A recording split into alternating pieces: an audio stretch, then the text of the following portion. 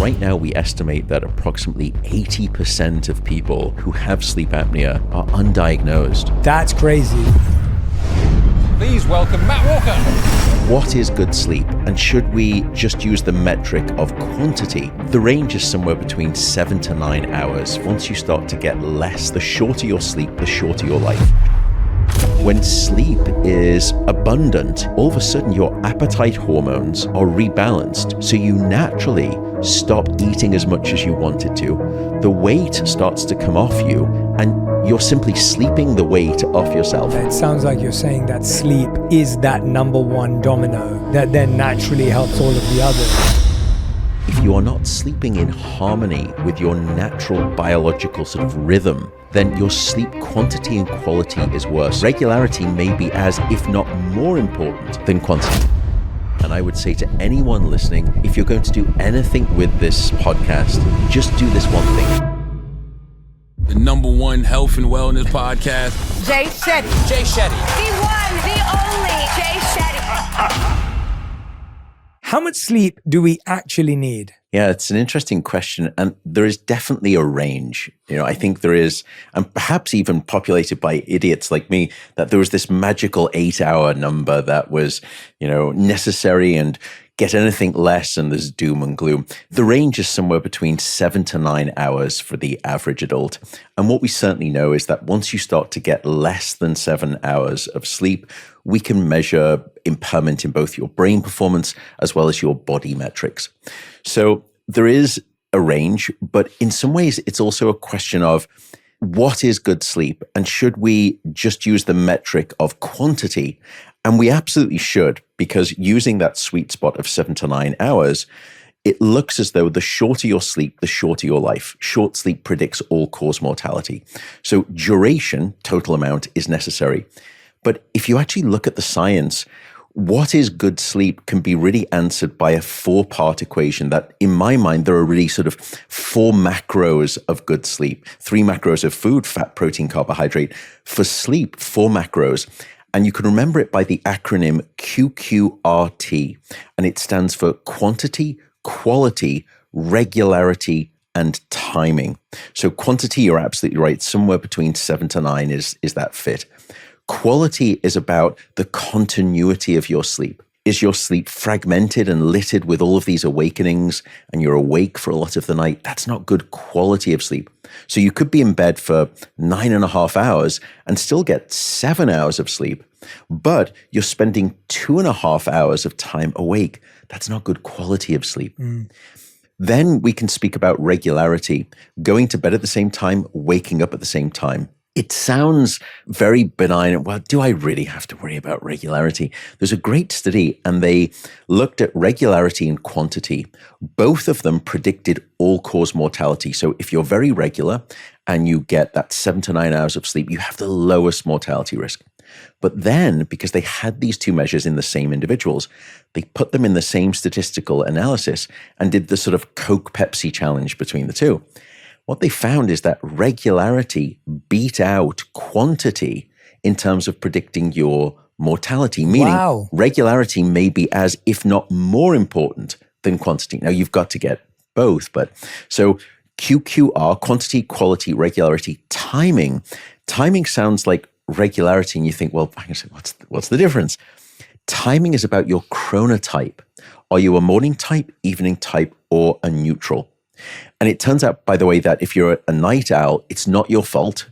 It is genetically or largely genetically determined. There are at least 22 different genes that dictate whether you want to be a morning person or an evening person. So you don't get the choice. It's gifted to you at birth. And what we find is that if you are not sleeping in harmony with your natural biological sort of rhythm, then your sleep quantity and quality is worse. So let's just say we take someone who goes to bed at 10 p.m. and wakes up at 6 a.m. Well, if you're a slight morning type, that's actually quite ideal for you. But if you're an evening type who likes to go to bed at 2 a.m. and maybe wake up at 10 a.m., then it's the same 8-hour window that they're getting.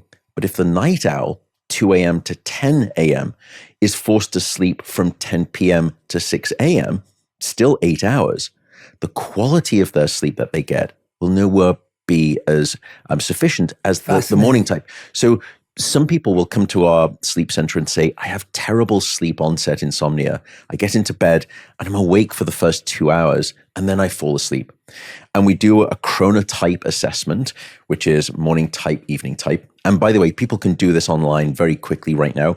You can just type into Google MEQ test, MEQ. It stands for Morningness, Eveningness Questionnaire. And it fits very well with your genetics, takes about 3 minutes. When we do this type of assessment with them, what we realize is that they don't have insomnia. They're a night owl, but they're trying to sleep like a morning type.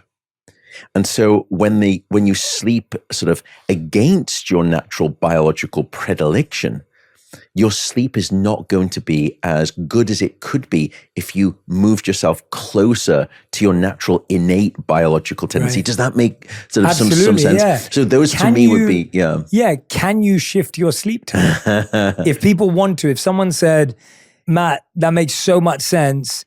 I've been a night owl my whole life, but I just feel like I should be trying to sleep earlier and wake up earlier. It would be better for my partner, it would be better for my lifestyle, it would be better for my kids, whatever it is. Can you shift your type? It's a really good question. I get asked that a lot because in some ways, what I'm talking about is the ideal world. And drum roll, none of us live in the ideal world. We live in this thing called the real world. So, stop your fancy sleep science and tell me just, can that change? There was a study done by a group in Australia. And they took, I think it was about 11 different things that you had to do as a night owl to see if they could drag you back so you felt more capable of going to sleep earlier. And it was things like, as soon as you wake up, eat a large breakfast, go and get daylight first thing, exercise before midday, do not nap, take an earlier lunch, don't nap again in the afternoon. In the afternoon, start to get as much darkness as you can, meaning put shades on if you're going to go outside.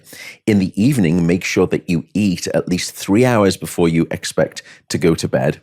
And then try to push your sort of alarm clock the next morning by about 1 to 2 hours. And they collected all of these different sort of regimens. And sure enough, they were able to drag people back by a little bit over 1 hour.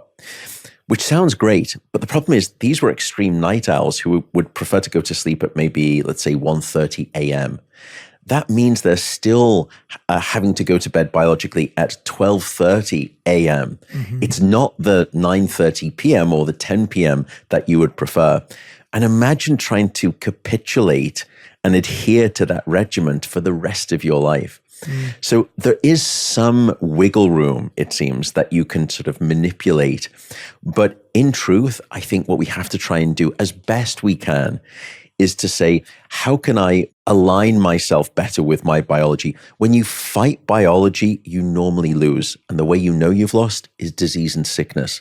And that's what we see with night owls who are sort of trying to sleep against their tendency. That said, though, is there a way that you can, hack isn't the right word, but there are ways that you can try to help yourself. So think about what you do in the morning that takes time. So is it that you sort of, make the coffee, you put the coffee in the coffee pot, you get your clothes ready for work, you pack your bag for the gym after work. All of these things you can do ahead of time the night before to take that 15 minutes of added time the next morning and say, allow yourself to sleep a little bit later so you're at least getting closer to your natural tendency. Then go to the front end of sleep and say, what is it that I do in the last 15 minutes before I go to bed? Well, I usually maybe I take a shower, maybe I change for bed, maybe, I brush my teeth, maybe some people take their makeup off, whatever it is. Set an alarm 2 hours before bed. Do all of those things. And then right before you go to bed, when that alarm goes off, the to bed alarm, all you do is get up and you go straight to bed. So you've saved yourself 15 minutes on the front end. So you can go to bed 15 minutes sort of later and you can wake up 15 minutes later, but you're not necessarily having to go to work any later. Right. So does that make some sense? So you can try to thin slice some of that a little bit. Yeah, absolutely. If you're someone who's waking up tired regularly, like right now, someone's listening and they're just like, Jay and Matt, I wake up every day and I'm just tired. Yeah. And I'm trying to get the right amount of sleep, but I'm still figuring it out. Where do I start? What would you encourage them to look at? So I think the first thing, let's go back to the 4 principles. Are you getting a consistent 7 to 9 hours of time, at least in bed? Next, are you trying to assess your sleep and say, am I waking up a lot throughout the night? I would say that's one of the first places I would go to. Let's focus on that. If you're not feeling restored and refreshed by your sleep the next day, and you're getting 4 hours of sleep a night, then it's obvious. It's just not the right quantity. But if you're being good and you're spending sufficient time in bed, but still feeling unrefreshed and restored, we have to ask, are you waking up a lot throughout the night? If you are, let's figure out why. Is it that you are, for example, snoring a lot throughout the night and you have undiagnosed sleep apnea? And you can just download an app on your phone. I have no association with them. It's called Snore Lab. So Snore, L-A-B. And you download it. It records your breathing. You place the phone next to you on your bed. Then in the morning, it shows you a Richter shock sort of scale throughout the night. And it quantifies your snoring into quiet, moderate, loud, and epic. And the frightening thing is you can then tap anywhere throughout the night and you can hear yourself snoring in a way that we don't. So Next thing is, let's make sure that you don't have an undiagnosed sleep disorder. Then I would say, is it a case that you're maybe over-consuming on caffeine during the day?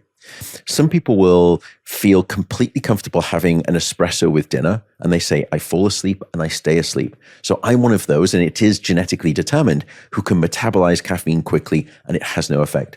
We've done studies, and unfortunately, even if you do fall asleep and stay asleep, that caffeine can prevent you from going into the deepest stages of what we call deep, non-rapid eye movement sleep. That's where you get a lot of restoration sensation from. So maybe we need to ask, how much caffeine are you taking? The dose and the timing make the poison. Try to cut yourself off after about 3 cups and try to stay away from caffeine at least 10 to 12 hours before you expect to go to bed.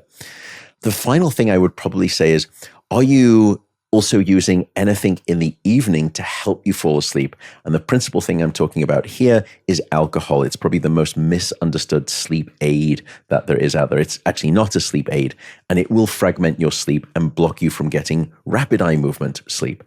So what we would do is we would march you through a set of environmental behavioral things. What are you doing in terms of your bed timing? Are you spending a lot of time awake? And also the things that you're taking into your body, alcohol, caffeine, etc. The final thing I would say is stress and anxiety.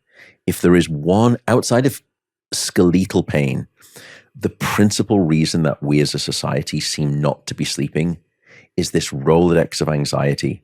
Because, and you've spoken so eloquently about this, in this modern era, we are constantly on reception. Very rarely do we do reflection. And the only time now in the modern world when we do reflection is when our head hits the pillow. And that's the last time that we need to do reflection, because at that point, the Rolodex of anxiety starts whirring. At that point, you start to ruminate. When we ruminate, we catastrophize. And then everything feels twice as bad in the dark of night than it does in the light of day. And at that point, we're dead in the water for the next 2 hours. So the final thing I would say is, let's speak about your mental state.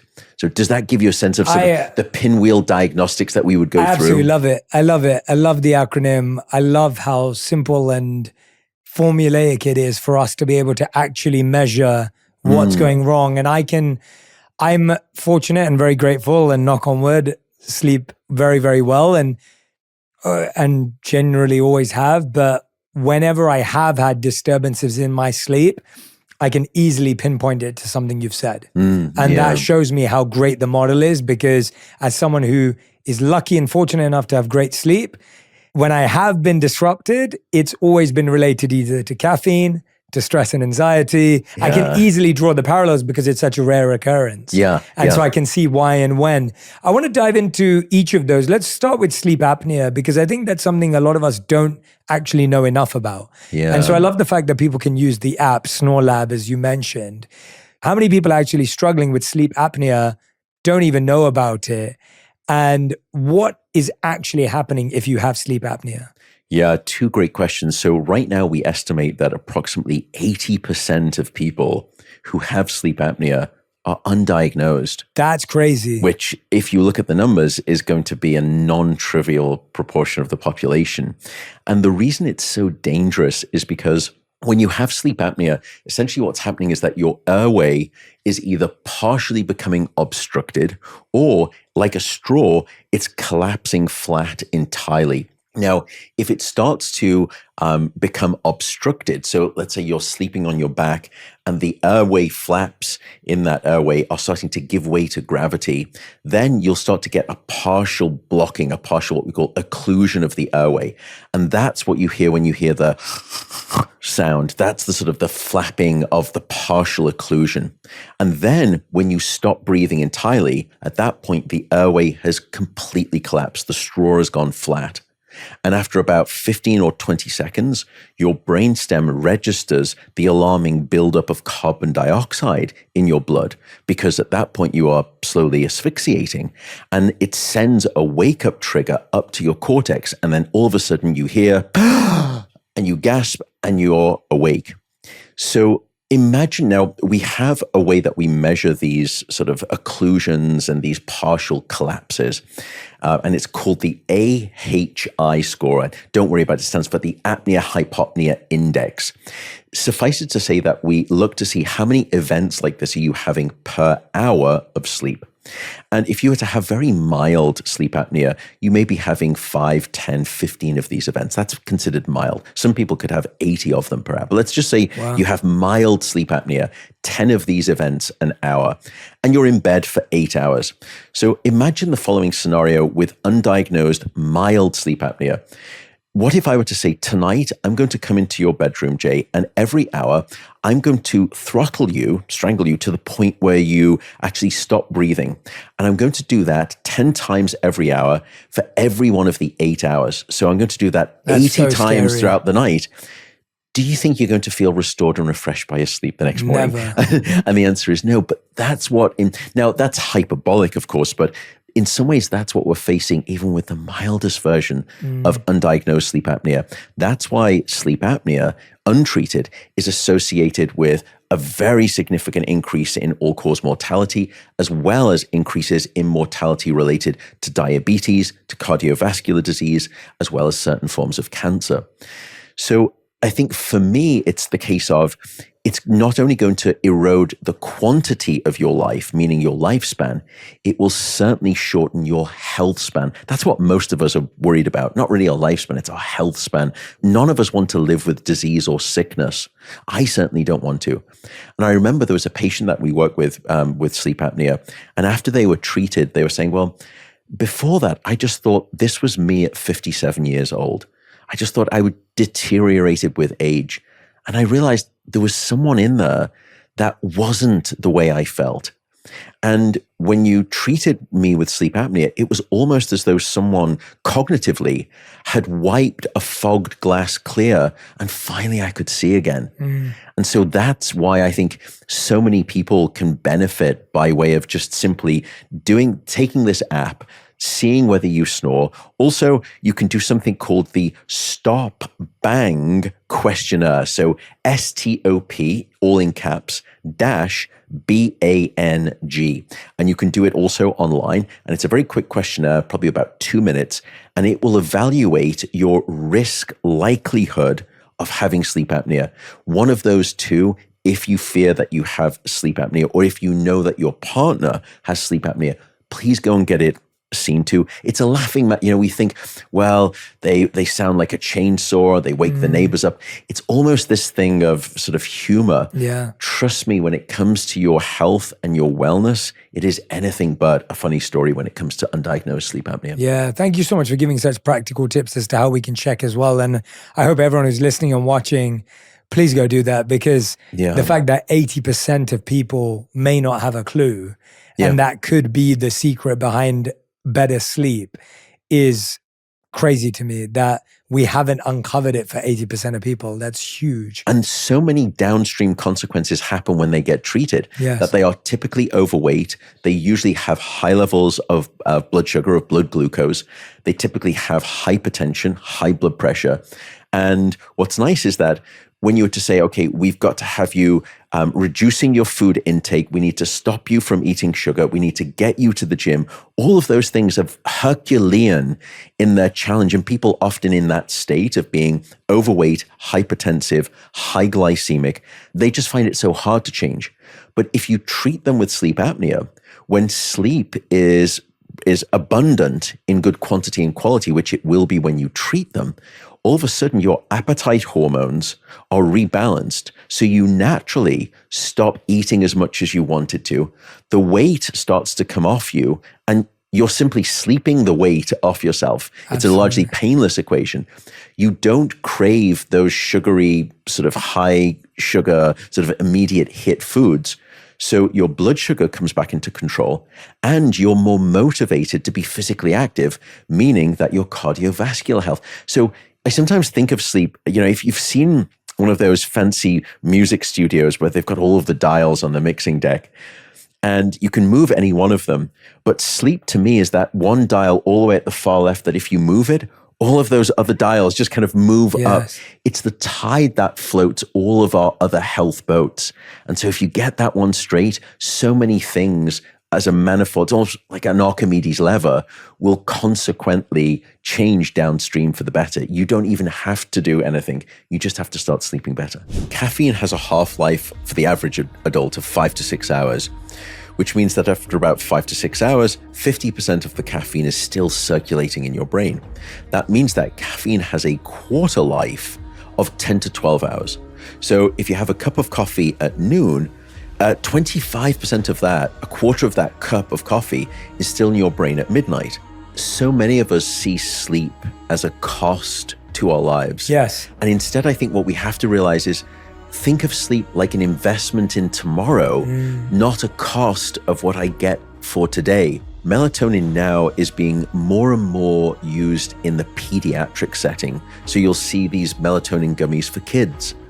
And there was some data, now probably 30 years ago, looking at juvenile male rats, meaning that they're going through that sort of adolescent phase, and they were getting dosed with high amounts of melatonin.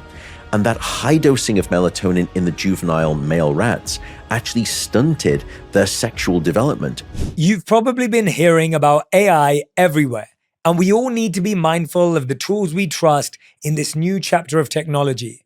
Claude is the if you know AI assistant that just feels different. While other AIs often sound like robots, Claude has been created with special research that informs its character, meaning that Claude just gets it when it comes to empathy and emotional intelligence. That's why millions of people are turning to Claude for parenting tips, dating advice, mindful habits like journaling, budgeting, and so much more. Claude has been thoughtfully crafted by Anthropic and its team of researchers, whose mission is to design the most capable and secure systems that place people at the center. You can try Claude for free today at claude.com. That's CLAUDE.com.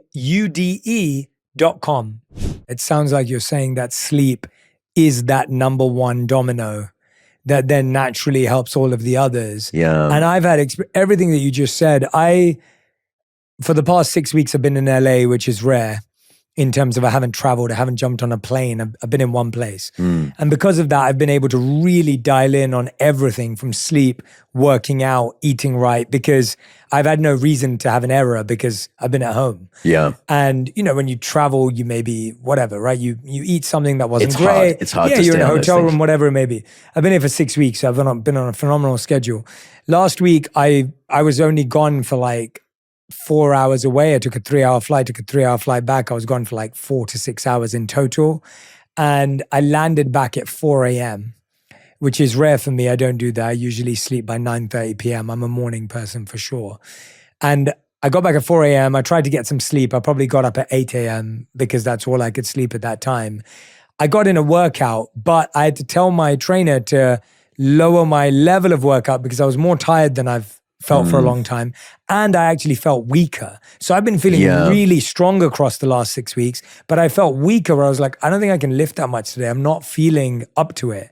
on top of that, all my sugar cravings went through the roof that day. Isn't it interesting? And I know, and you notice it so significantly when you're at the other end, where you're like, oh wait, haven't needed refined sugar for like weeks on end now, but this one day, all I'm craving is fats and sugars, and that's all I'm after. Yeah. And I did give in, and I was okay about it. But but it's so interesting to feel it that abruptly and that extremely. Yeah. And you're so right. I wanted the sugars, I wanted the fats, I couldn't work out as well. All of it makes a difference. And in some ways, what's great now is the science is compelling in terms of the mechanism, such that firstly, there are two appetite regulating hormones. They're called leptin and ghrelin. Now, leptin is an appetite hormone that when it's released, it says, okay, you're satisfied with your food. You don't want to eat more. You're satiated. Ghrelin is the opposite. It says, you're not satisfied. You're still hungry. You need to eat more. And what we find is that when we start to sort of thin slice people's sleep, and it doesn't take very much, you can sort of get maybe 6 hours of sleep for 5 nights or 5 hours of sleep for 4 nights. All of a sudden, the hormone leptin, which says you're satisfied, you're good, you don't need to eat anymore, that starts to decrease. At what point? It usually takes about 4 nights of somewhere between 4 to 5 hours of sleep reduction to already see those changes and see appetite behavior changes as a consequence. So it doesn't take very much. And then if that wasn't bad enough, ghrelin, the hormone that says, oh, no, you're still hungry, please eat more, that goes up. So in some ways, it's double jeopardy that you're getting punished twice for the same crime of insufficient sleep. Once by switching off the signal of, I'm full, I don't need to eat. And once again by, I'm hungry and I need to eat more. Then what we have also found is that we have inside of us what we call endocannabinoids. So people have heard of sort of cannabis. The way that most people have heard about it is an exogenous sort of, intake of cannabis. But we have naturally occurring cannabinoids in our system called endocannabinoids. Now, many people will, let's say, know someone, of course, I'm not going to judge anyone, will know someone who've said, when I smoke weed, I get the munchies, I get hungry. That seems to be one of the consequences of these cannabinoids. Now, endocannabinoids inside of us also do the same thing. They can make us more hungry. When you are underslept, your naturally occurring cannabinoids, these endocannabinoids, they also increase. And that drives you to eat even more in addition to the changes in leptin and ghrelin. And then finally, we did a study with brain imaging where we scanned people's brains with and without good sleep, looking at different food items from highly desirable to highly healthy. When you are underslept, the rational control regions of your brain in the frontal cortex, they get shut down. And these more hedonic, deep emotional brain centers that respond to rewarding, pleasurable foods, they started to become much more reactive. And it set you on this path of almost obesogenic eating, where you crave those sort of, the sugars, the chocolates, the stodgy carbohydrates, and you don't go towards the leafy greens and the healthy nuts. You go after the pizza and sort of the salty snacks. So all of which is to say you get this sort of conspiring both within the body and also at the level of the brain that explains exactly what you were just describing as a sort of a phenomenon. And that's why I think you've always got to be careful with epidemiological studies where you say, okay, shorter sleep equals higher body mass index, higher chances of obesity. There could be many things. But when you experimentally manipulate sleep and you can unpack the mechanism, then we can entertain causality. For sure. So you said earlier we should be eating 3 hours before we go to bed. Yeah. What's the ideal meal type 3 hours before we go to bed? A, so that we don't get hungry just before we go to bed. Yeah. And B, because I also understand that the digestive process can actually make sleeping much harder. Yeah. And so what should we be trying to digest in those 3 hours that keeps us full and doesn't disrupt our sleep? Yeah, it's a really good question. And so there, the 3 hours, what we were trying to do is take those night owls and try to drag them back in time. But if you're not a night owl trying to sort of manipulate your sort of sleep timing, we can then just ask for anyone who's just, in their standard sleep regimen, when should you cut yourself off? And it's actually a bit of a myth because there's this strong sentiment out there on social media. You need to stop eating maybe 3 or 4 hours before bed. if you look at the data, and I did this sort of analysis of all the literature, if you eat as close as 60 minutes before bed, it doesn't seem to hurt your sleep. Now, if you sort of go 45 minutes or 30 minutes, then yes, it does seem to have an impact blast radius on your sleep. Nevertheless, that's a very different question than saying, what would be beneficial to my sleep? I'm phrasing the question as, at what point does it become harmful for your sleep? And the answer is, you can eat up to an hour before bed and show no harm on your sleep. But that's very different than saying, but what if you'd stopped eating 2 hours or 2.5 hours? Would that have actually improved your sleep? I think what we're seeing in the data is that it's very idiosyncratic, that you need to test drive it and you will know which kind of quote unquote type you are. Some people, mostly night owls, have a preference to eat late in the day or early in the evening and very little in the morning, whereas morning types like to eat sort of breakfast like a king, lunch like a prince, and dinner like a pauper. They scale down. I think it's dependent on your chronotype. That said, though, the two ways that food can disrupt us. First, if we're eating high sugar content foods at night, it has a disruptive impact. And we know this in part because it could be the not just the activating level of sort of alertness in the brain that happens with a sugar hit. It's also that simple sugars are what we call thermogenic, meaning that when we take on board sugar, it can just very gently increase our core body temperature quite quickly. And it turns out temperature is key for sleep. We need to drop our brain and our body temperature by about 1 degree Celsius or about 2 to 3 degrees Fahrenheit to fall asleep and stay asleep. And it's the reason you will always find it easier to fall asleep in a room that's too cold than too hot. The room that's too cold, it's taking you in the right direction for good sleep at night. So when you onboard simple sugars at night, it starts to just moderately, just gently increase your core body temperature, which can disrupt your sleep. So I would say content, try to aim for, if you're going to go after sort of carbohydrate, make sure that they're complex carbohydrates that release their energy in a much slower fashion. Also, try to aim for a protein-based, yogurt is fantastic at that point. Make sure it's not, highly sweetened yogurt, because then you're taking on board sugar, unfortunately. So yogurt together with some kind of slow-release carbohydrate is probably a fantastic approach to food. The second way, though, that you can disrupt yourself above and beyond the macros of food is that when you eat too late, particularly spicy food, it can cause acid reflux.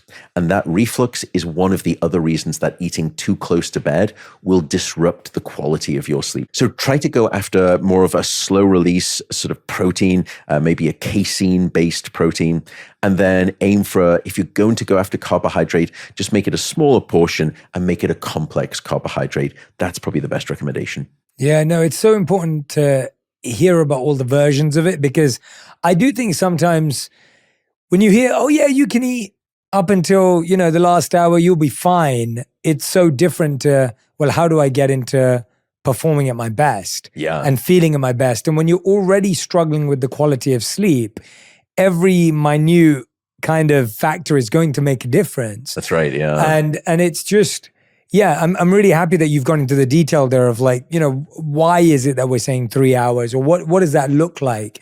As I was hearing you speak, I was just thinking about just how hard it's become for people to regulate their lives and manage this. I know in some cultures, it's just so natural to eat really late before you go to bed.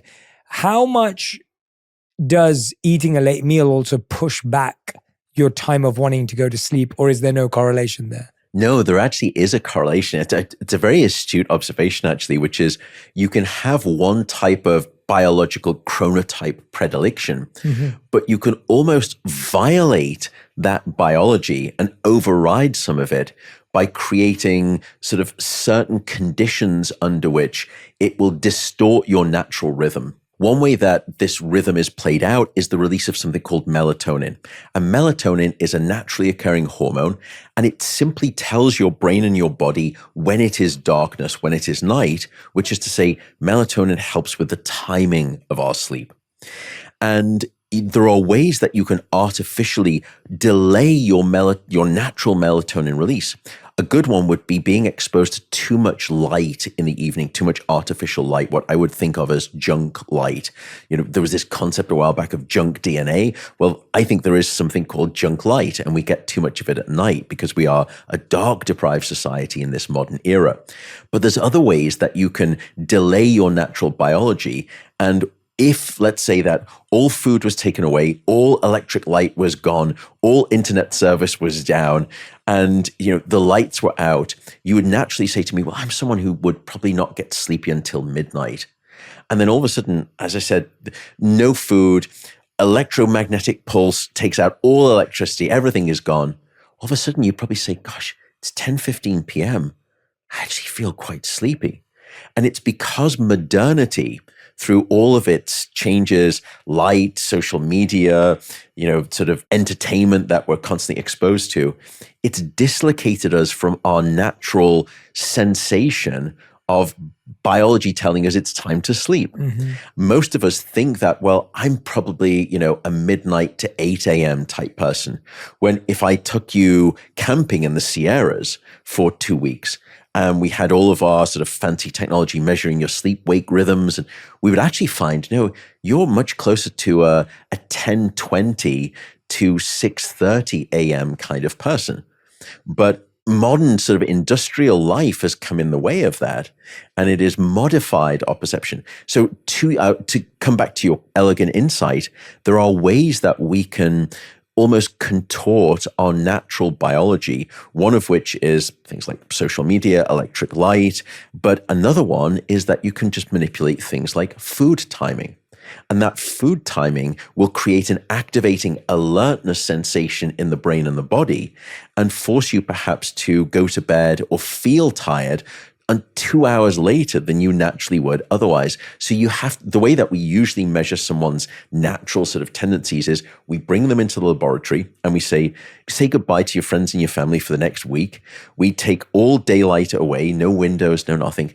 And we just measure your natural biology when we separate you from everything that is in the outside world. And that way we can bring you back to your innate tendencies.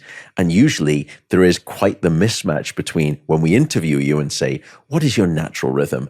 Versus when we measure you, what is your biological rhythm? Those two things are often quite different. Yeah, thank you so much. As you were talking, you mentioned melatonin. And I was thinking about, obviously, the rise in melatonin gummies, melatonin supplements, I guess you could take before going to bed. And then you also have sleeping pills. Walk us through what's in sleeping pills versus melatonin gummies or the sort.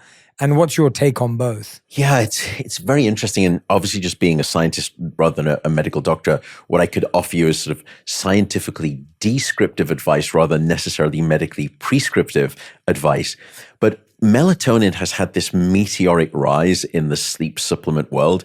And now here, at least in America, where it's not regulated by the FDA, you can go into a supermarket or a grocery store and down the sort of the health food section, there is this big sort of purple sector, and that is the melatonin sector. Melatonin, it can be useful to help regulate your circadian rhythm. And so I will use it strategically if I'm traveling. If, let's say, I go back home to the United Kingdom and I live just outside of San Francisco, it's 8 hours ahead. So I can use it to try to trick my brain into thinking, oh, it's nighttime on the first night I arrive in the UK, when in fact, my melatonin peak is not going to arrive for at least another 8 hours because I'm still back on California time. But for the most part, the way people use melatonin is night after night after night. And if you look at the studies, melatonin will only increase the speed with which you fall asleep by about 2.2 minutes. And it will only increase the efficiency of your sleep by about 3.7%, which isn't that much more above and beyond placebo. And the reason is because melatonin doesn't participate in the generation of sleep. Melatonin is a little bit like the starting official at the 100-meter race. It brings all of the great sleep racers to the line and begins the great sleep race, but it doesn't participate in that sleep race. That's a whole different set of brain chemicals, which we'll come on to with sleeping pills. So that's the reason that melatonin isn't a particularly effective sleep aid. It's the reason that you will never see people being prescribed melatonin for insomnia for the most part, unless they have some kind of circadian rhythm disorder. So I would say if you're using melatonin for the purposes of improving the speed with which you fall asleep or the generation of sleep, it may be a placebo effect. And by the way, the placebo effect is the most reliable effect in all pharmacology. So maybe no harm, no foul. The only other caveats I would offer with melatonin, first, because it's not regulated here by the FDA, you don't know the purity. And there was a great study that's been replicated, and they looked at, I think it was about 20 different vendors of melatonin. And they sampled what was inside of the pill.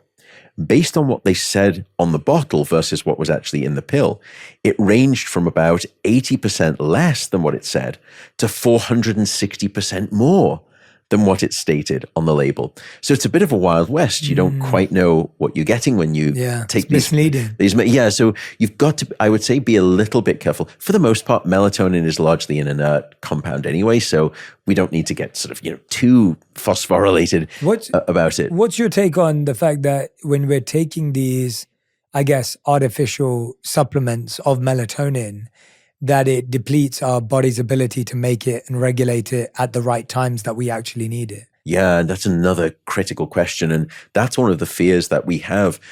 I think the data we don't have right now to say one way or the other. But if you think about, let's say, a male who's undergoing hormone replacement therapy with exogenous testosterone, what we know is with certain forms of testosterone replacement therapy, after some period of time, the testes will stop producing their own testosterone. And even if you were to stop your exogenous injection of testosterone, your production of testosterone innately never returns. Yeah. And the worry is that the case with melatonin? Now, there have been a number of case studies that have looked at melatonin use, let's say, for up to 4 or even 6 weeks of constant use. And when they stop, melatonin production returns. Mm-hmm. So it looks as though we don't have to worry. My worry, though, with those data when someone has sort of offered them to me is to say, but most people in society, they're not using melatonin like that. They've been using it for years. Yes, yeah. Not 6 weeks. So I think I'm still a little bit sort of concerned. The other thing, or two other things, one is that the dose that people typically take is what we call a supraphysiological dose, meaning it's far higher than anything your body would naturally release. So people are taking 5 milligrams, 10 milligrams, maybe sometimes even 20 milligrams. Whereas what we would recommend in sleep medicine is somewhere around about 1, maybe maximum of 3 milligrams. So, log orders of magnitude higher. The other thing, too, to keep in mind is that melatonin now is being more and more used in the pediatric setting. So you'll see these melatonin gummies for kids. And there was some data, now probably 30 years ago, looking at juvenile male rats, meaning that they're going through that sort of adolescent phase. And they were getting dosed with high amounts of melatonin. And that high dosing of melatonin in the juvenile male rats actually stunted their sexual development. So it stunted testicular growth and it caused testicular atrophy, meaning shrinking of the testes. Imagine if I were to go to, let's say, a teacher and parent meeting one evening at a school and get up there and say, I would like you this evening to start dosing your children with a bioactive hormone. And it is a hormone that I would like you to dose your children with every night at maybe 5 to 10 times their natural release. And also it's a hormone that may actually disrupt their sexual maturation and development. Who's with me? And at that point, people would, boo you off the stage, rightly so. Now, again, I'm being hyperbolic and we don't know if there is that concern or not. I'm simply saying that if we don't know, my sort of suspicion, at least personally, would be I'd probably err on the side of caution, at least at this stage, particularly because the FDA recently released data demonstrating that admissions to hospitals for melatonin overdose have increased by 503% in the past 10 years. So there is something going on with melatonin, I think, that we need to be mindful of. Again, though, it's largely an inert compound, so I don't mean to be scaremongering here. Your second part of the question was sleeping pills. Yeah. And it's a really interesting evolution. I think we're now at the stage of sleeping pills 3.0. We sort of Web 1.0, 2.0, 3.0. It's kind of the same with sleeping pills. We started off with the classic benzodiazepines, things like Valium, and they work to go after an inhibitory chemical in the brain, a neurotransmitter in the brain called GABA, which stands for gamma aminobutyric acid. Don't worry about the name. It's simply the red light stop sign for brain activity. These things like Valium, they would go after this GABA system in the brain, and they would activate it and essentially just knock out your cortex. And then the second generation of sleeping pills came along, the Ambien, Lunesta, Sonatas of this world. They also go after that GABA inhibitory neurotransmitter system in the brain, but they just sort of tickle the receptor in the brain a little bit differently. But for the most part, they are doing the same thing. And that's why we call them the sedative hypnotics, because they are sedating your cortex. Now, if you take an Ambien at full dose, I'm not going to argue that you're awake. You're clearly not awake. But to argue that you're in naturalistic sleep, in some ways, is an equal fallacy. Because if I show you the electrical signature of your sleep with and without Ambien, they're not the same. And in some ways, Ambien will come in and it will take a bite out of the deepest of the deep, slow brain waves of deep non-REM sleep, sort of this big dent that you see that happens. And so, again, it's not necessarily to say that there isn't a time and a place for the use of those medications. Sleep medicine right now does recognize them as being useful potentially in the short term to start to begin treatment for insomnia, but they are no longer the first line recommended treatment. And one of the reasons that in a book that I wrote where I probably wasn't overly enthusiastic about those Web 2.0 sleeping pills, the Ambiens, Lunestas, and Sonatas. And it was for several reasons. First, because sedation is not sleep. And when you take those medications, you mistake the former for the latter. But it's not natural sleep. We also know that those sleeping pills have been associated with higher risks of mortality in certain forms of cancer. Now, those are associations. We don't know necessarily that that's causal. But then there was another very interesting study where they looked at how sleep helps your learning and your memory. And one of the incredible things about sleep is that it will take recently learned memories, and that memory circuit in the brain, sleep, will strengthen the synapses so that you come back the next day and that memory is almost, it's like hitting the save button on those memories. Oh, wow. You cement it into the architecture of the brain. And they did a study where they dosed animals after learning a maze or different types of learning, and they could measure the strength of the memory circuit. And then they gave them natural sleep, and sure enough, the next day, sleep had almost doubled the strength of the memory. Then they did a version where they dosed the animals with a body-appropriate amount of Ambien. And those animals slept longer. And you would think, well, if sleep is helping the memories and strengthening that memory circuit, sleeping longer should lead to an even greater strengthening of the memory. Unfortunately, Ambien had unwired the memory, and it had actually reduced the strength of the memory by 50%, 50. So to me, that's just a demonstration that perhaps the quality of sleep is not a naturalistic quality of sleep, and it may not therefore be transacting the natural functions that sleep typically provides, like learning and memory. There is a newer class of medications, though, out on the market, and I think the evidence right now is still early, but so far I actually think that they look really quite effective. And again, I think people had taken my stance to be, I'm very anti-pharmacology in general. I'm not. I'm very pro-pharmacology if the pharmacology is good and not necessarily causing you harm. Yeah. And these new class of medications, they are called the DORAs drugs, and it's DORA small s. And it's a class of drugs, and there are currently 3 FDA approved. Probably the first one was called Belsomra, and it's a play on sort of beautiful sleep. And the actual chemical name is suvorexant. These medications do something really much more elegant. The Ambiens and the Lunestas, as I said, that's just a sedative hit to the cortex. These new class of medications, the DORAs, they go after a wake-promoting chemical called orexin. You can think of orexin like the wakefulness volume button. And when it's turned up, we're wide awake. And these medications, they come in and they act like an additional set of chemical fingers, and they just go after the volume button of wakefulness, of orexin, and they just dial it down, and then they step back and they allow the antithesis of wakefulness to come in its place, which is this thing called naturalistic sleep. And so I think right now I'm probably more bullish on those medications. Again, a lot of water to pass under the bridge before we understand them. But so far, I think that they're a much more elegant and nuanced way of manipulating sleep. The other thing I would be remiss to mention is there is an alternative to these medications in general, and it's called cognitive behavioral therapy for insomnia, or CBTI for short. It is just as effective as sleeping pills in the short term. But what's nice is that when you stop working with your therapist after maybe 6 or 8 sessions, not only do you, with a sleeping pill like Ambien, when you stop, you typically go back to the bad sleep that you were having, or you actually have rebound insomnia where your sleep is even worse. But with a therapist, they're giving you the tools and techniques. It's sort of the difference between, let's say, giving a woman or a man a fish versus teaching them how to fish. This way, you actually understand how to manipulate your sleep. They give you the tools, and then you can continue to sleep better for years later, even after you've stopped utilizing the therapy, unlike medications.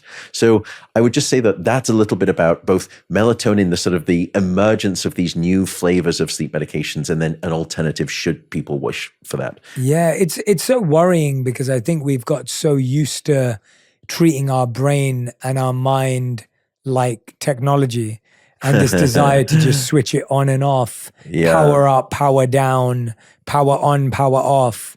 It's almost like you don't ever really stop to think what's happening in order for that to happen. And I know I didn't for a long time, where I grew up and you just pop paracetamol from where we're from, but Advil from, in the US, and you got a headache, just take this, it's gone. You can't sleep, take this, you fall asleep. And you're not really recognizing what's happening at a chemical level, and how many consequences there are, and what's actually happening beneath the scenes. And I think it's so easy to forget because it's giving you the instant thing that you want in that moment. But the kind of circuitry that it's kicking off or closing down has far more long-term consequences that, like you said, we're not even aware of.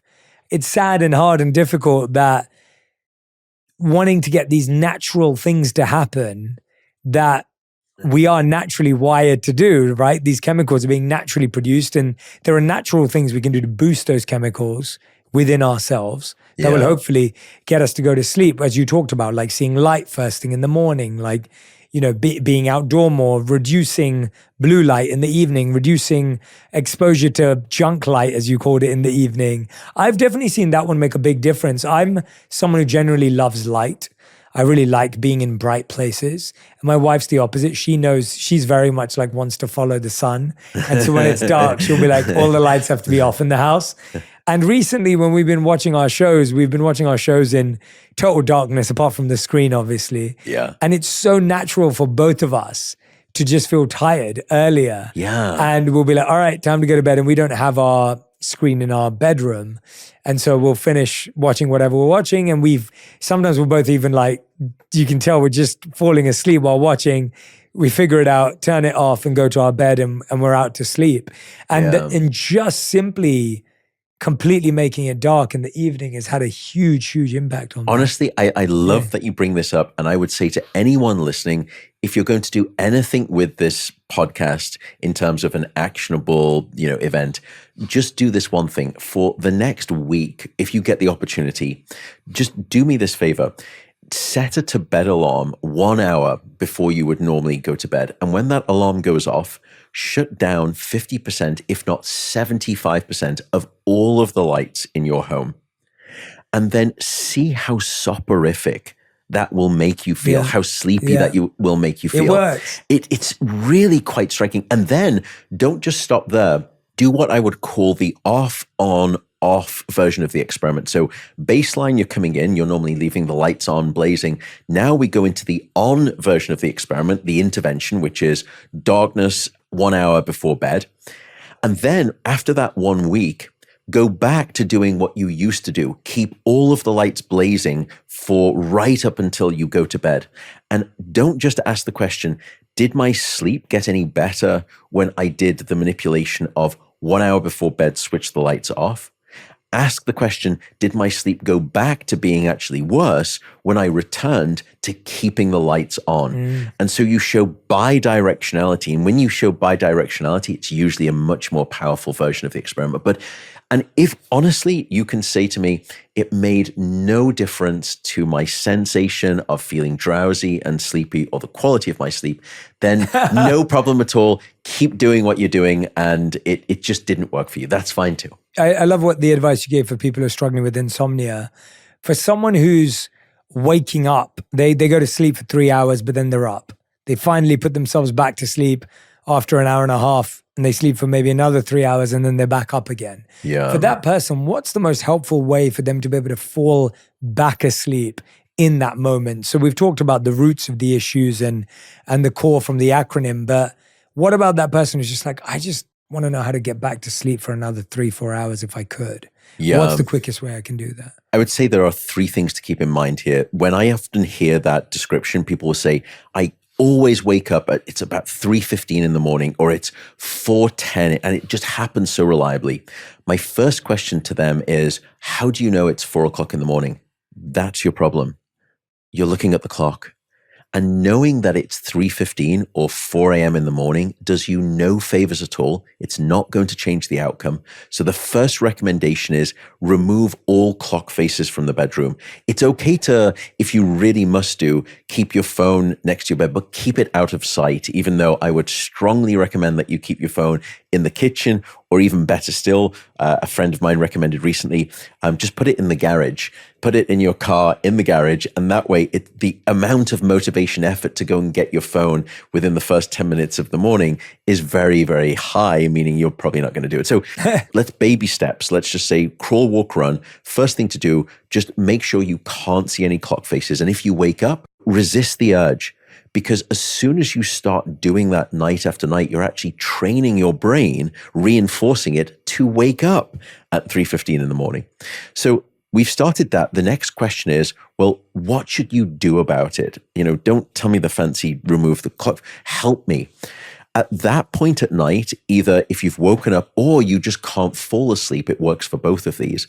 The problem here is that you have to get your mind off itself. Because at that moment, when you're awake, you start thinking, okay, I'm awake. This is now going to just obliterate my day tomorrow. I've got that important meeting. I'm now going to be underslept. At that point, the anxiety starts to begin. Then you start thinking, oh gosh, I remember now I didn't do that one thing that I should have done for tomorrow morning. And then I've got to do that thing for next week. And I also didn't do that thing last week and again, at that point, that's going to keep you awake for the next 1 or 2 hours. So your job to try to get back asleep is to disengage the mind. How do you do that? I would say there are probably 4 or 5 different tools that you can use. The first is meditation. It may be or may not be for you, but if you look at the data, meditation for sleep, immensely powerful. If meditation is not your thing, just do something simple like breath work, and you can just Google box breathing, and anything like that is great. You could also just do a simple body scan. Start at the top of the head, move down, and again, Google body scan, and you can start to train yourself to do that. The next thing you could do is listen to a sleep story, or just listen to a podcast. Make sure it's on a timed sort of shut off. But again, all of these things, common across all of them, is you're getting your mind off itself. If I'm meditating, I'm not thinking about my worries. If I'm breathing, I'm focusing on the breath. If I'm doing some kind of a relaxation, a body scan, again, I'm just moving through my body. It's very hard for me to think about my anxieties. If I'm listening to a sleep story, I'm engaging in the sort of the externality of the story, not my own internal worries. And then the final thing that was done is a great study done at UC Berkeley, not by my group. They found that taking yourself on a mental walk in hyper detail was wonderful. So let's say it's a walk that I take with my dog. And you've got to remember it in high detail. So I think, okay, I open the drawer. Which colored leash am I going to take? I'll take the blue one. Clip it in with my right hand. With my left hand, I open the door, take a left down the stairs, go up. It's at that level of detail. And all of these things are taking your mind off itself, because at that time of night, sleep is a little bit like trying to remember someone's name. Sleep is not something that you make happen. Sleep is something that happens to you. And like trying to remember someone's name, the harder you try, the further you push it away. And it's only when you stop trying does it return to you. Absolutely. And that's the same way with sleep. And normally, if you engage in some of these methods and tools, the next thing that you remember is your alarm going off in the morning. Why? Because you took your mind off itself. Totally. If that doesn't work, and you are consistently waking up and spending long amounts of time in bed awake, then we may have to implement one of the methods in cognitive behavioral therapy for insomnia, which is something called bedtime restructuring. It used to be called sleep restriction therapy. And for reasons, obviously, you can think it's not the best name, where you come to me and say, look, I'm having real problems getting enough sleep. I say, great, we're going to do sleep restriction therapy. And you say, no, wait a second. You didn't hear me. I can't get enough sleep. And you're saying you're going to restrict my sleep. It's actually not sleep restriction. It's time in bed restriction. So you tell me, okay, I am in bed for 8 hours and I'm awake for 2 hours across the night. So I'm only getting 6 hours of sleep, but I'm in bed for 8 hours. To me, as a sleep scientist, I then know we've got to constrain the time with which you are giving your brain the opportunity to sleep, because your brain has become inefficient. It's like saying, I go to the gym and I take an hour to work out. But if you were to actually observe me, I'm actually only working out for about 25 minutes, because, at the end, I finish my last rep. Then I do the 11th rep, which is I pick up my phone and I start checking social media, and then I'm talking to people and utterly inefficient. But then at some point, someone says to me, look, today, you've only got a maximum of 30 minutes in the gym. And as soon as your 30 minutes is up, we kick you out. The first couple of days, I'm still doing what I normally do, and I get through maybe 15% of my workout because I'm not doing it efficiently. After a week of doing that, I now realize as soon as I go into the gym, I put my phone down and I just go at it real hard. And I still get my 25 minutes of workout in the 30 minutes. It's the same with sleep restriction. You tell me, okay, I'm in bed for 8 hours and I only get about sort of 6 hours of sleep. Well, now I'm going to say, I'm going to limit you, and I'm going to take 1 hour of sleep away from you. You wake up at the same time, but I want you to go to bed consistently 1 hour later, maybe even 1.5 hours later. You tell me I go to bed normally at 10 p.m. I say, you are now not allowed to get into bed until 11:30 p.m. Push through. I don't care. And then you've got to wake up at the same time. And after about 3 or 4 days of this, your brain starts to build up. Now, the first couple of nights, you're still going to be sleeping bad. But then after a couple of nights, your brain starts to build up this starvation, this hunger for sleep. It creates a sleep debt. And then after a while, it's like resetting the Wi-Fi button on your router. The brain thinks, gosh, I don't have the luxury of 8.5 hours of time in bed. I'm only allowed 6.5 now, or 7. And now, all of a sudden, it becomes incredibly efficient. You stop waking up in the middle of the night. If you do wake up, you fall back asleep very quickly. And you end up getting maybe 6.75 hours of sleep within 7. Whereas you used to get 6.5 hours of sleep with 8.5 hours of time in bed. So it's a quite convoluted method. Yeah. But I would say I would use that as the last approach. Got it. Firstly, try to get your mind off itself. If it's still not working, think about sleep restriction therapy. You can just Google it. It's pretty simple. Great advice. Thank you so much. I love how tactical and practical you are. Oh, thank you. It's so helpful. If there's anyone who's listening to this episode right now and you have a friend or a family member who's struggling with sleep, please pass this episode on, because I've never heard someone make it that granular as you are. Honestly, it's so brilliant. And it's so helpful, because it's so easy to get philosophical about these ideas. And we all understand how important sleep is and how much we need it. And I can hear everyone going, yeah, but what do I do? And you're really you've created a map for people. So thank you so much for your you're work. welcome. Well, I think It's really special. I was very guilty of doing this. When I first came out a couple of years ago, speaking about sleep, I was speaking all about the science of sleep and the bad things that happen about sleep. And I think someone even said my TED talk, which I think was called, they name it "Sleep is Your Superpower" or something, should have really been called "Sleep or Else." ... And it did people with insomnia no favors. I understand that now, but I think what I've tried to do is people have said, okay, I get it. Sleep is important, but how? Yeah. How do I get it? And I completely suffered what we call in neurology is hemi-neglect. One half of what I needed to do as a sort of a public intellectual regarding sleep was missing, which is I was telling everyone how critical it was and the bad things that happen when you don't get it. But I wasn't being very helpful because I wasn't telling anyone how it works. And how, where is the user manual for sleep? And that's what I'm now trying to do. So thank you for saying coming that. across. I'm trying to do a little bit better. You really trying to do less bad. Let's just say that. No, it's coming across. Great. I want to move on to talk about caffeine and coffee. You spoke earlier, you said we should be having our last cup of coffee or caffeine at 10 to 12 hours before we go to bed. Yum. And when I was listening to that, I was like, I think a lot of people are not doing that. Like, at least from the conversations I'm having, I think people are having it much closer to bed, or they're having so much that it's affecting their bed. If you had to tell people just a couple of things about caffeine or coffee and sleep, what would you want them to know? I think I would say that firstly, caffeine has a half-life for the average adult of 5 to 6 hours, which means that after about 5 to 6 hours, 50% of the caffeine is still circulating in your brain. That means that caffeine has a quarter life of 10 to 12 hours. So if you have a cup of coffee at noon, 25% of that, a quarter of that cup of coffee is still in your brain at midnight. So I don't think many of us would get into bed and sort of pour a quarter of a cup of coffee and then swig it and then, put your head on the pillow. We understand that probably doesn't lead to good sleep. But in some ways, that's not dissimilar to what you're doing if you have a cup of coffee at noon. Keep in mind, however, there is variability, that some people have a faster capability to metabolize or at least clear caffeine from the system. And you can do these genetic tests, and there's an enzyme called the CYP1A2 gene, and that will dictate the speed of it. It's sort of a liver enzyme, a cytochrome enzyme that will speed or slow down, and you will know if you're caffeine sensitive or not. So firstly, the timing of caffeine can be important.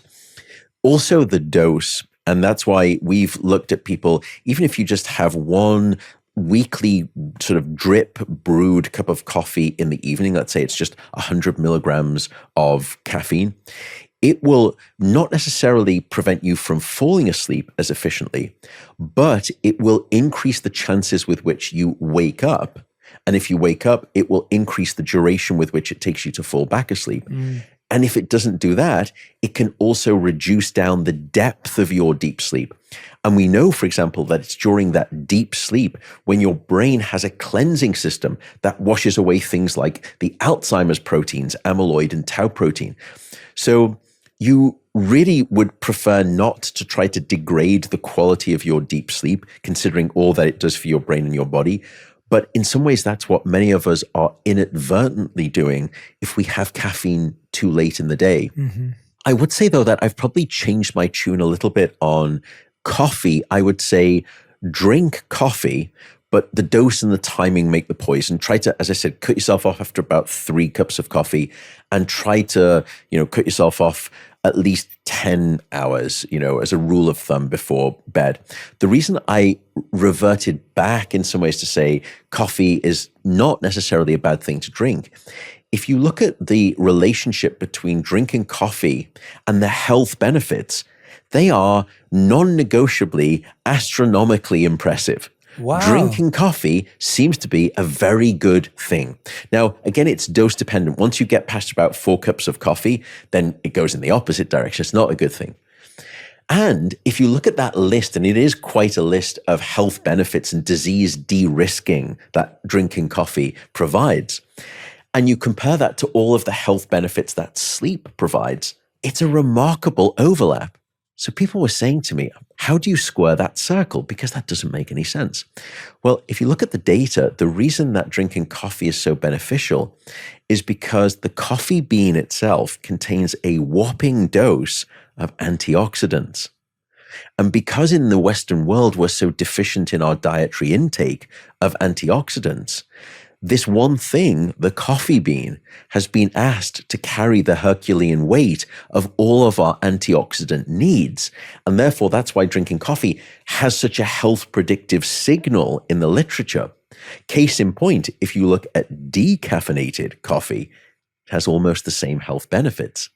So it's not the caffeine, it's the antioxidants in the coffee bean itself. So again, with all of these things, with alcohol and caffeine, I am just a scientist. I have no right to tell anyone how to live their life. And I don't want to be the healthiest person in the graveyard either. Life is to be lived. For joie de vivre, for goodness sake, live a little bit. All I simply want to do is empower you with the scientific evidence, and then you can make an informed choice as to how you want to live your life. But does that help a little bit in terms of navigating caffeine? And yeah, absolutely, huge. And the other thing you mentioned at this point of the acronym is alcohol.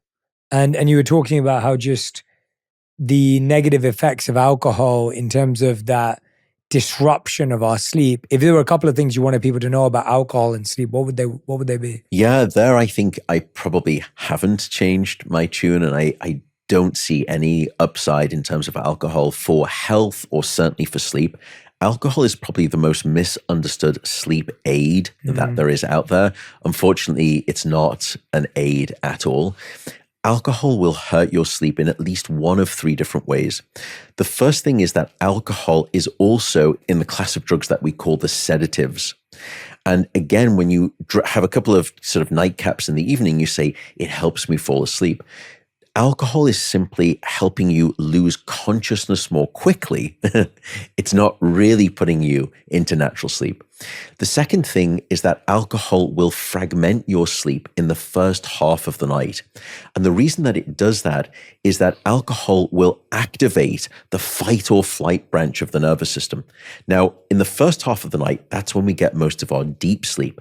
And when we go into deep sleep, we shift from the fight or flight branch of the nervous system over to what we call the parasympathetic nervous system, which is this quiescent nervous branch.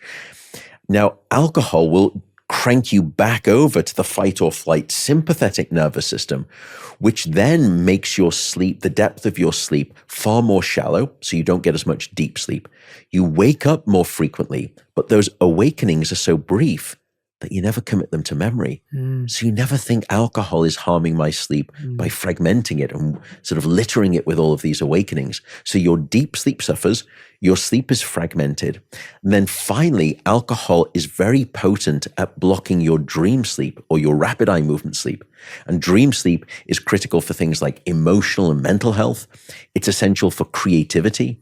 It's also important for hormonal health. It's during REM sleep when we release our peak levels of testosterone in both men and women. And alcohol will sort of shortchange you of that REM sleep. So on all of those counts, I just can't say in good conscience, even a glass of wine with dinner, is that okay? We can see the blast radius. It is in some ways both a dose and also time-dependent process, such that if you have, let's say, a glass of wine with lunch versus a glass of wine with dinner, the glass of wine with lunch will have less of a damaging impact on your sleep at night. So the completely politically incorrect thing that I would never say on a podcast would be go to the pub in the morning and that way the alcohol is out your system in the evening and no harm, no foul. But no, of course I would never suggest something like that. But what are you doing tomorrow morning? No, I'm kidding you. Like you said, I think it's so easy for human, just ideas that become prevalent in human society that we just take as being normal. Or habits and practices that become normalized over a certain period of time. And we just start operating like it's normal, it's okay, it's accepted, and not really realizing what's going on. And I'm also of the spirit of we should enjoy life and appreciate life and everything else. But I think to really appreciate life, it means to know what works for you and what doesn't, and what helps you and what doesn't. Yeah. And to really recognize the value of the impact of that, because I think it's really easy to be like, oh yeah, well, let's just see how things go. And then all of a sudden you hear about a family member or a friend who gets a diagnosis, and then that's when it kind of really hits you. Yeah. And I've had that far too often, where I've had friends and family members at young ages diagnosed with things, and it's consistent with a habit. And by the way, sometimes someone gets something and it's got nothing to do with their habits, and it's bad luck, and it's, everything else. And both of those are positions to be compassionate and empathetic. But I think when it comes to ourselves, I look at it and go, I would like it to not be my own fault. If it happens from something beyond me, great. Yeah. But if I can avoid it by taking responsibility and accountability for my health, then that's probably a good play and a good way to live. Yeah, I like the way that you're thinking there, in the sense that so many of us see sleep as a cost to our lives. Yes. And instead, I think what we have to realize is, think of sleep like an investment in tomorrow, not a cost of what I get for today. Yeah. And you're right, when you look at, some of the mentality of, I'll sleep when I'm dead. I mean, firstly, what we know from the data is that if we adopt that mentality, you will be both dead sooner, and the quality of your life will be significantly worse as a consequence.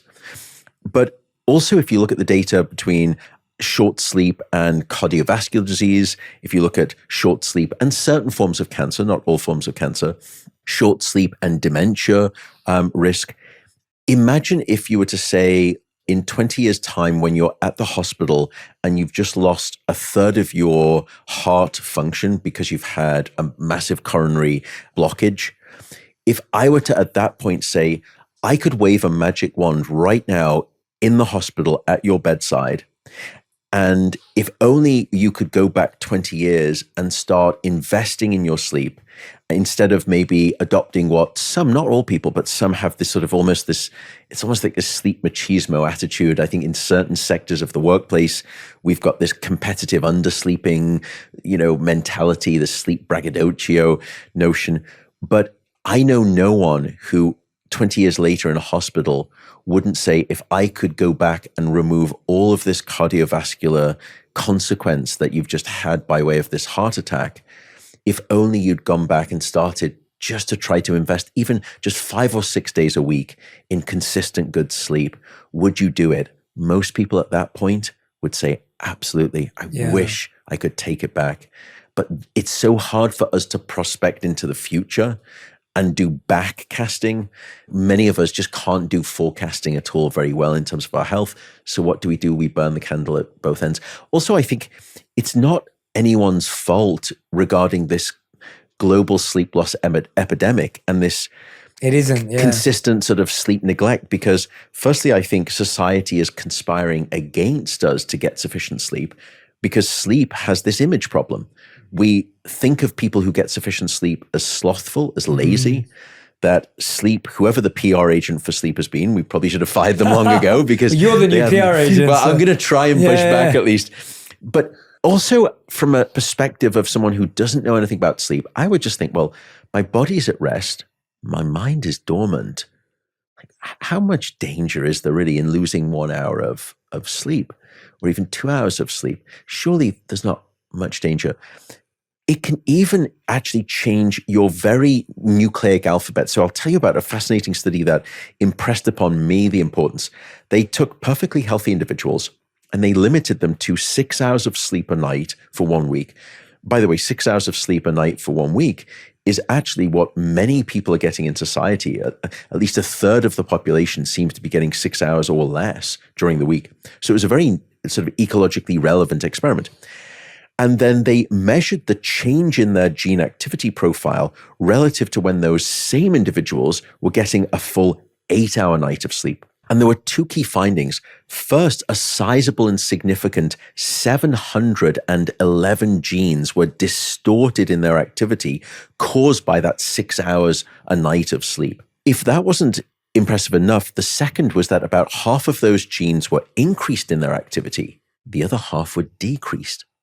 Now, the genes that were increased in their activity were genes that were associated with biological stress and cardiovascular disease, genes that were associated with the promotion of tumors, and genes that were associated with long-term chronic inflammation within the body. Whereas those genes that were actually switched off or turned down were genes associated with your immune system. And so to me, what that demonstrated was that there's no aspect of our wellness that can retreat at the sign of sleep deprivation and get away unscathed. That it's almost like a broken water pipe in your home.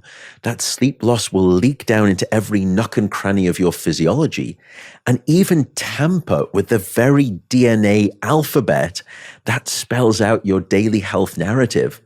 And so why, if you didn't know that evidence, why would you think that sleep is so necessarily important?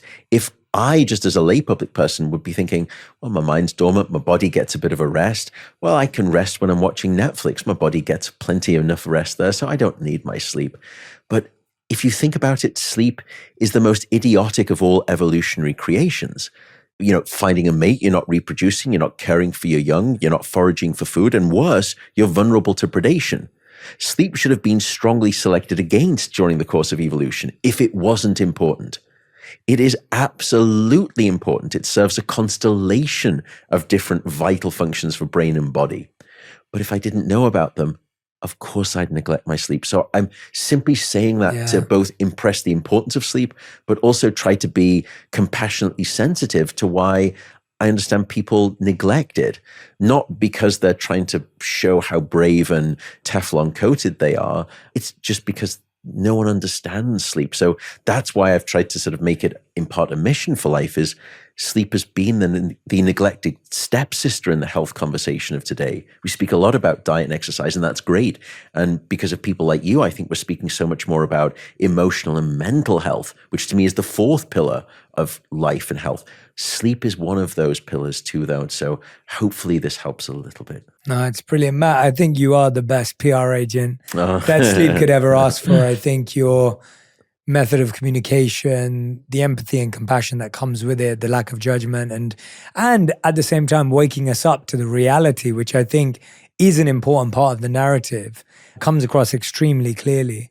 And I'm so grateful. And I hope you'll come back on many, many times to deepen this discussion, to extend it. There's so much we didn't even get to today, but we end every On Purpose episode with a final 5.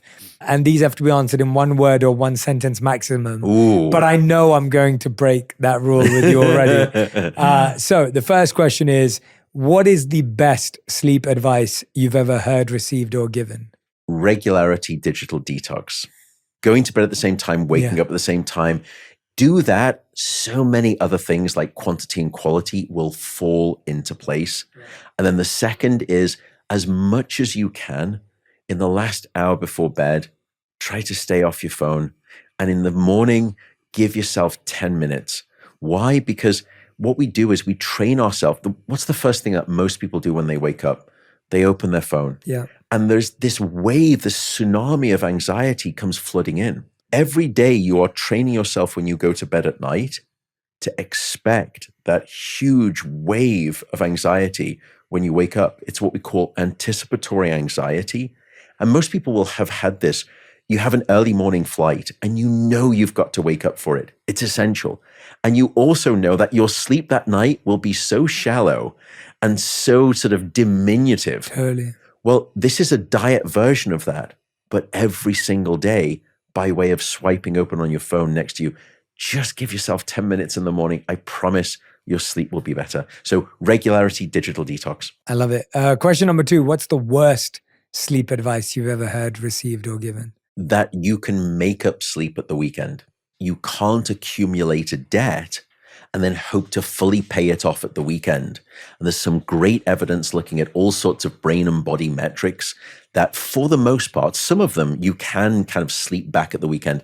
But for the most part, when you look at your cardiovascular system, your metabolic system, your immune system, your hormonal system, if you look at your brain processes, your cognition, your emotional stability or instability, all of these things do not fully recover by way of weekend sleep. So you can't do this binge purge process. So I would say that The myth of make-up sleep is unfortunately just that it's not like the bank. Yeah, so you just have to get into a good rhythm and a good pattern and Yeah. invest in it. It's just, it's never, yeah. If it was like that, trust me, Mother Nature would have figured out a way to have us short sleeping all the time, because sleep is so deleterious to any organism.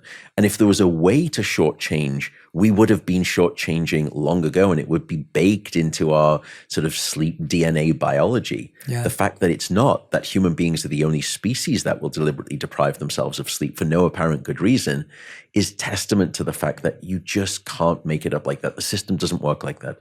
Question number 3, what does bad sleep do to your mental health? Firstly, you become much more emotionally erratic. You become pendulum-like. Why is that?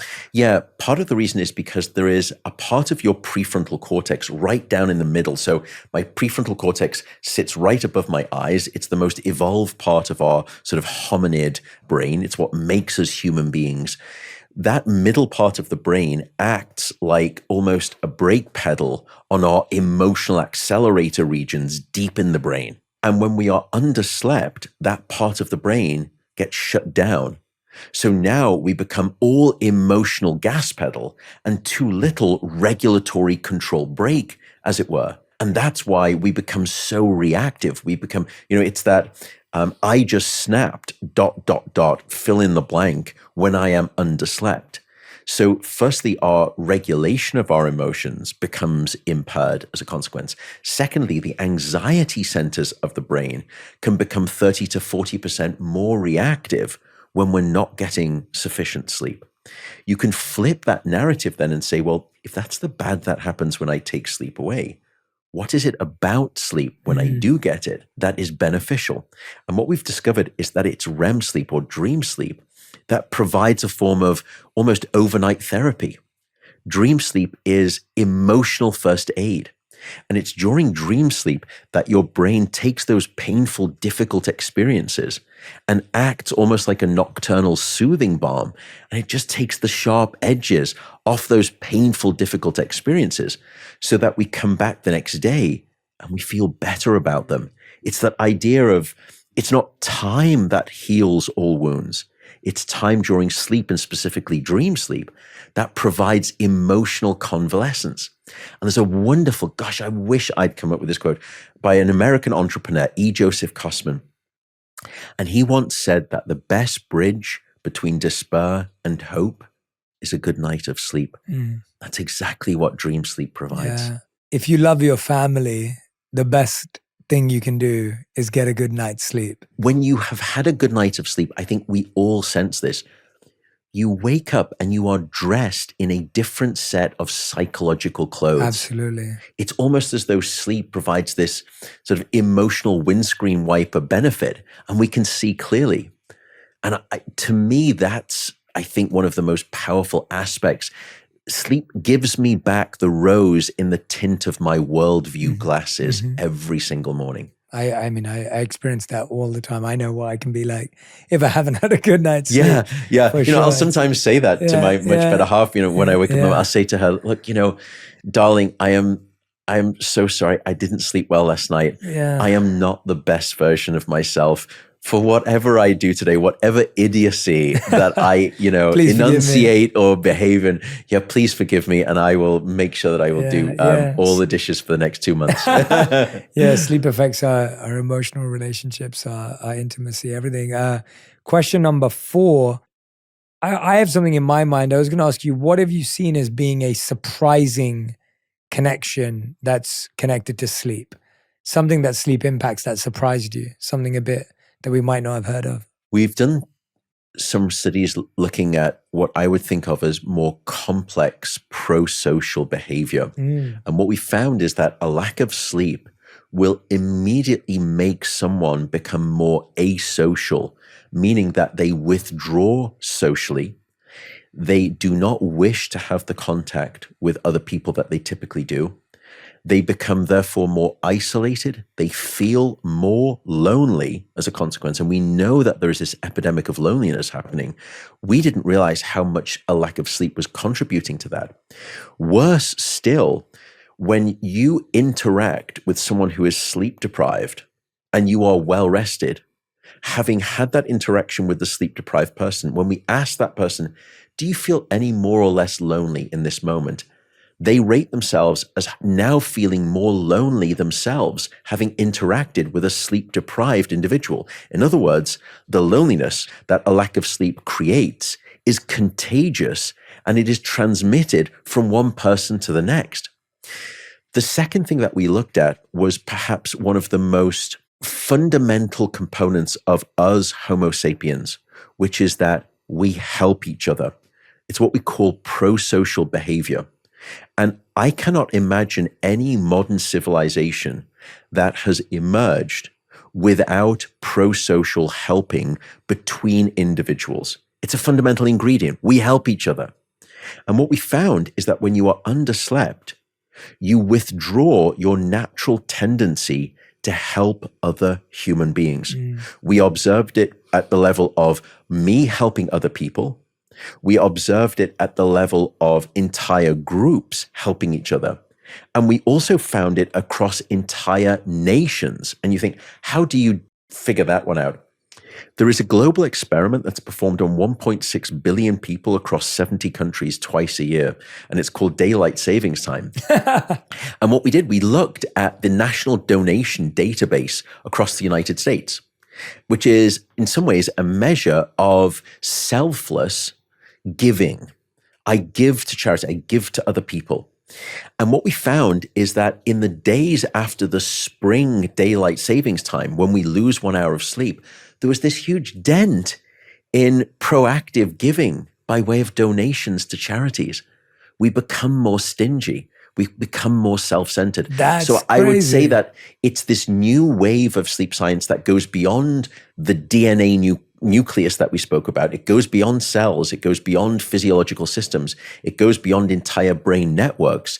It goes beyond the organism themselves. It now translates to a lack of sleep impacting our interrelationships and impacting the very fabric of society itself. That to me has been stunning and quite the surprise. That is a surprise. I was not expecting that. Yeah. Fifth and final question. We ask this to every guest who's ever been on the show, Matt. If you could create one law that everyone in the world had to follow, what would it be? Self-forgiveness. Why? Because I think that there is so much ill grace that is enacted by ourselves on others because we are not good with ourselves, that it makes me sad at sometimes. And I think so much of what we react to others is really about a mirror being held up to ourselves and the pain of that, that if we just let go and gave ourselves self-compassion and self-forgiveness, society would be, I think, demonstrably, which is to say demonstrably, better as a result. In truth, though, that's probably me just holding a mirror up to myself, to your question. Beautiful.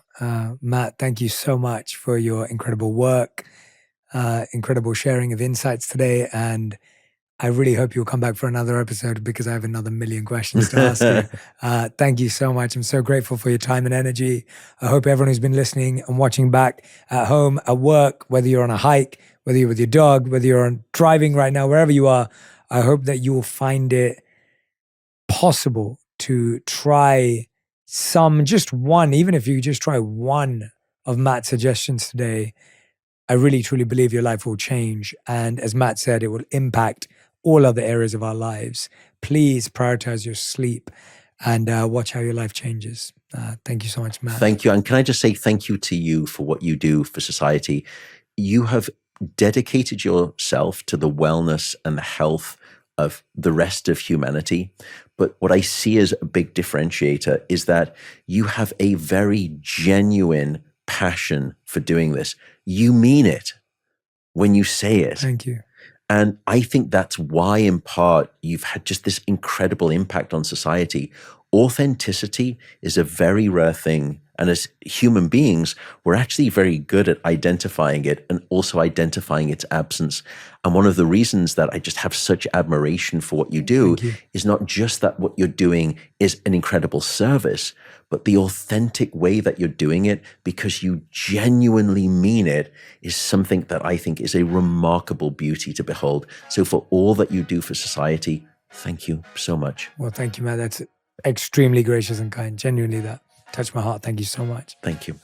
If you love this episode, you'll enjoy my interview with Dr. Daniel Amen on how to change your life by changing your brain. If we want a healthy mind, it actually starts with a healthy brain. You know, I've had the blessing or the curse to scan over 1,000 convicted felons and over 100 murderers, and their brains are very damaged.